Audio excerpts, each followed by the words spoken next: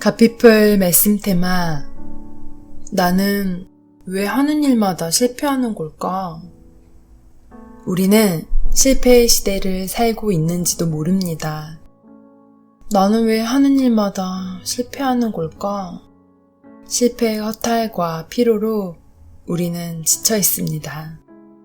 반복되는 실패는 삶을 무기력하게 합니다.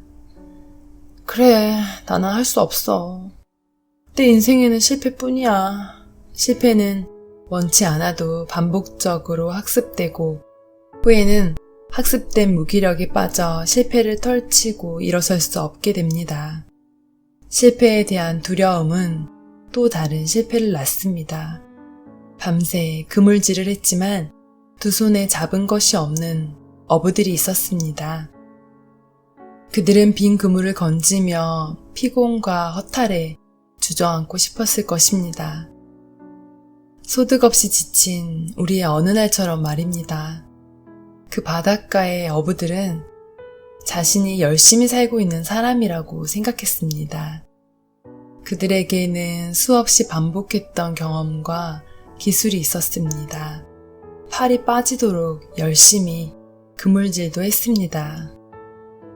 날마다 서류 가방을 들고 출근하고 밥 먹듯 야근을 하는 우리처럼 말입니다. 실패한 어부들이 좌절한 그 자리에 예기치 못한 한 분이 계셨습니다. 그분은 실패한 사람들을 바라보고 계셨습니다. 우리가 실패로 좌절하고 있을 때 모두가 우리에게서 등을 돌린 그때 그분은 잠잠히 실패한 어부들 곁에 그리고 실패한 우리 곁에 계셨습니다. 시몬은 그분이 예수님이시라는 것을 알았습니다. 선주인 시몬에게 그분이 말씀하셨습니다. 깊은 데로 가서 그물을 내려 고기를 잡으라. 평생 그물질을 해온 노련한 어부인 시몬이 대답했지요. 우리가 밤이 새도록 수고하였지만 잡은 것이 없습니다. 스스로 어부로서는 부족함이 없다고 자부했기에 실패가 쓰디쓰기만 했던 그 어부는 선택해야 했습니다. 그는 말씀을 따라 깊은 곳으로 가서 그물을 내렸습니다. 그물을 내리는 순간 의심이 놀라 굴러 떨어졌습니다. 텅 비었던 빈 그물에 넘치도록 활기차게 펄떡이는 고기들. 그는 흥분하여 다른 배의 친구들을 불렀습니다. 엄청난 고깃대로 두 배가 물에 잠길 정도가 되었습니다. 사실 우리가 바라는 기적이 이런 것 아닐까요? 우리라면 이 상황에 어떤 반응을 보였을까요? 시몬은 예수님의 무릎 아래 납작 엎드려 고백했습니다. 주여, 나를 떠나소서. 나는 죄인입니다. 베드로는 자신의 삶에 익숙한 사람이었지만 실패가 은혜의 기회가 될 수 있다는 것을 알지는 못했습니다. 실패가 더 좋은 인생의 계획을 가지고 접근했다는 것을 몰랐던 거지요. 우리가 실패의 자리에 있다면 실패에 대한 생각을 먼저 바꿀 필요가 있지 않을까요? 실패는 실패를 인정하는 사람에게만 힘을 쓸 수 있기 때문입니다. 실패는 하나의 일에 대한 평가이지 우리 자신이 실패자라는 의미는 아니지요. 나는 실패자다. 나는 끝났다. 라는 생각이 듭니까?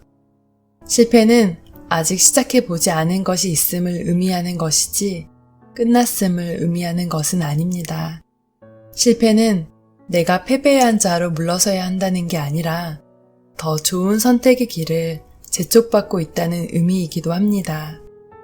우리의 실패에도 하나님의 계획이 있는 걸까요? 시몬은 물고기를 낚는 삶에서 사람을 낚는 삶을 살도록 선택받았습니다. 이 세상에는 완벽한 성공을 이룬 사람도 없고 완전히 실패한 사람도 없지 않을까요?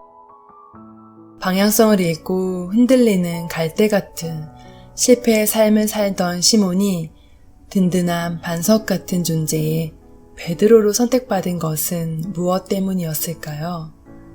완벽한 기술과 경험을 가졌기 때문도, 그가 성공했기 때문도 아니지 않습니까? 오히려 실패한 사람이었기 때문입니다. 실패해보지 않은 사람은 자신의 나약함과 부족함을 인정할 줄 모르니까요. 자신의 나약함을 모르는 사람은 그 삶의 배에 창조주와 동승하지 않습니다. 실패한 우리는 삶이 내 뜻대로, 내 노력대로 되는 것이 아님을 이제는 알게 되지 않았습니까? 좌절과 뼛속까지 외로운 실패의 자리에 찾아오신 사랑의 예수님 앞에 자신의 힘으로 삶의 배를 움직이려 했던 베드로의 고백은 나는 죄인입니다 라는 것이었습니다. 당신의 실패 속에서도 베드로와 같은 고백이 있기를. 오인숙의 삶을 디자인하는 선택 중에서 가피풀 말씀 테마 나는 왜 하는 일마다 실패하는 걸까?